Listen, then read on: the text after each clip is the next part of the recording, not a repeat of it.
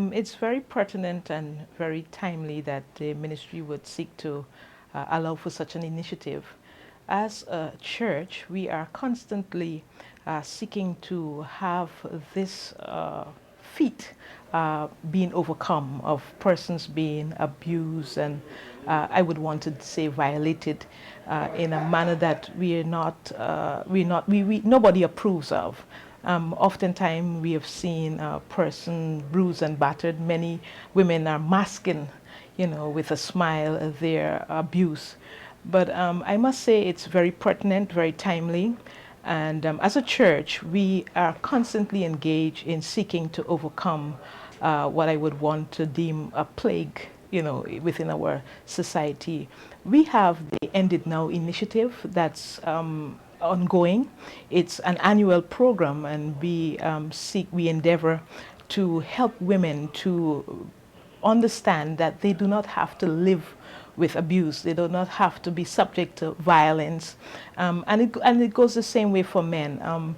It has become very prominent in our society in all three of our counties. In recent weeks, we would have seen persons being abused, some even amounting to death.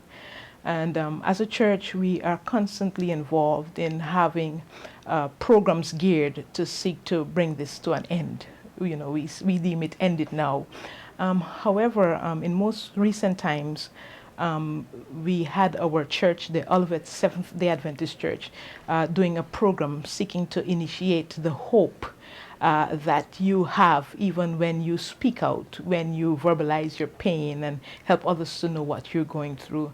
And so it's something that's customary, especially within our organization, to help women to understand that their role doesn't require being abused or being subject to violence.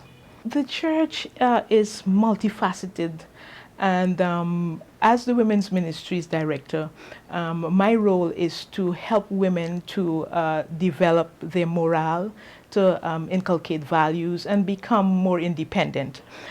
This is done in several ways, and you might be asking, why talk about that? I'm saying this to say that when women realize who they are and their worth and their value, and we have six different facets that we seek to address that would help women to be not merely independent, but you find that within the family setting, within the relationship, as a result of their lack in some areas, and so, as a result of their insecurities, they feel that they have to stay and withstand the pain of. So what we seek to do is to help them in terms of their literacy, in terms of their schooling. Well, that involves literacy.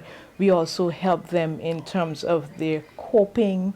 We help them to know that they do not have to withstand abuse. We just give them the tools that would help them to develop their personal well-being so that they can be more independent, so that when these things come about, they do not have to be subject to them. All right, so what we merely do is not just address the violence, but we seek to create avenues so that they can build themselves, their self-esteem, their self-worth, in terms of, let's say, what we do. We have these programs like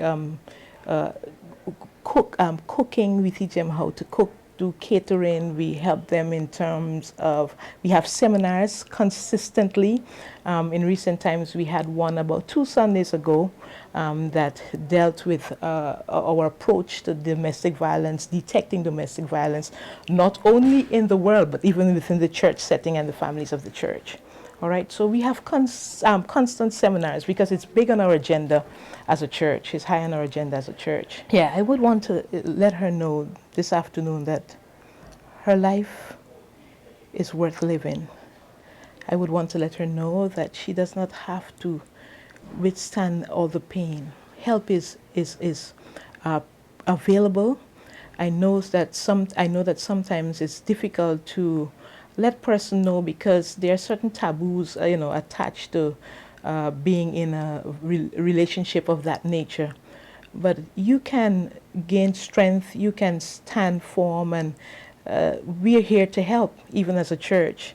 You come, you talk to us, and we will seek avenues, and there are other helping relationships that could help you to be able to come out of such relationship. You don't have to mask it, my sister. You don't have to hide the wounds. What you need to do is to find healing and know who you are so that you can come out of that mire that you're in.